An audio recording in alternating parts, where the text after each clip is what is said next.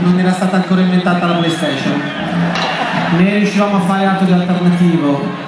Ed è per questo che stasera stavamo riflettendo, ci siamo dati qui appuntamento nella foresta, io e i miei maialini, per cercare di capire, ma se mancano così pochi mesi alla fine delle nostre vite, delle nostre e delle vostre ovviamente,